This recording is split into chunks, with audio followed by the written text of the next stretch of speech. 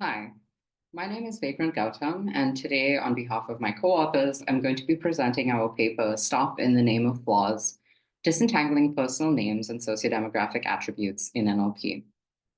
So let's start with a definition of what a personal name actually is. Personal names are just proper nouns that are used to refer to individuals. And they serve a somewhat paradoxical function in societies around the world, where they are used to mark individualism, so to uniquely identify people and represent them mentally. But also, at the same time, naming is used as a form of social categorization.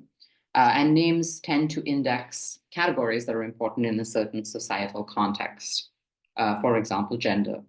Now, for the second reason of categorization, personal names are very often used to understand sociodemographic categories in a variety of fields, including anthropology, sociology, linguistics, onomastics, and of course in NLP as well. The problem, though, is that associating names and sociodemographic characteristics is not always the best idea. And when it's done in a less than careful way, then it can suffer from a lot of issues of both scientific validity of the conclusions that you can draw from such research and ethical issues and harms that are caused to people.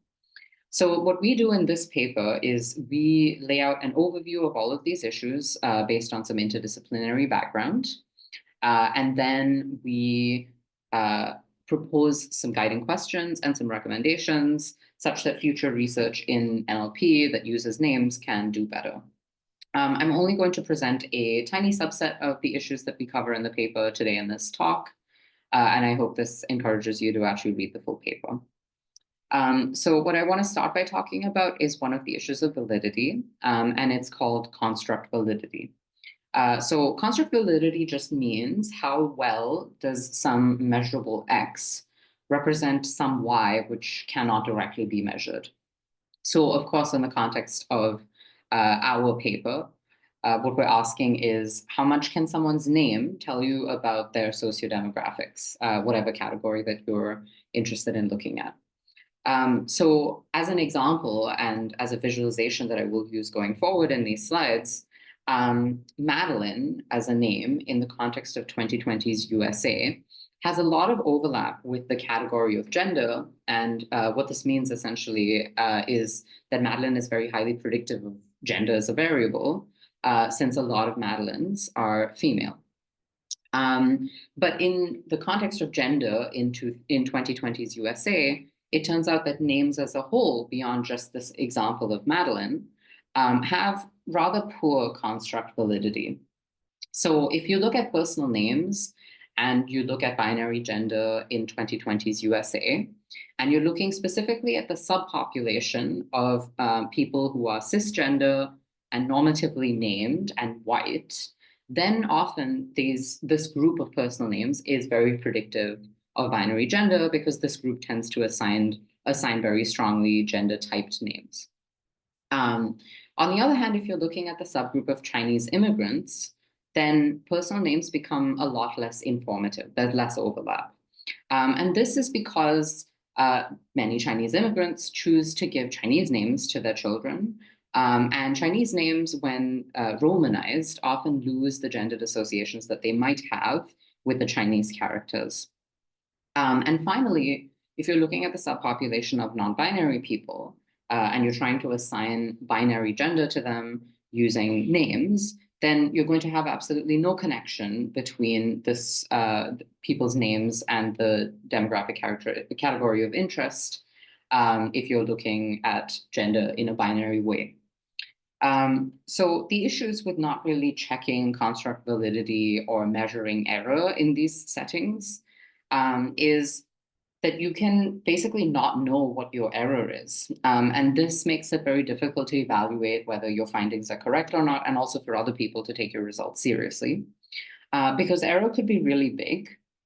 And it is, in fact, really big in some of the empirical studies that we cite that compare name-based sort of sociodemographic imputation tools to actual self-declared demographics in terms of gender and race. And in addition, a lot of popular system decisions lead to systematic error. So as an example, if 51% of Alexes in a population are male, some systems choose to take this to mean that every Alex in the entire population should be assigned the majority label of male.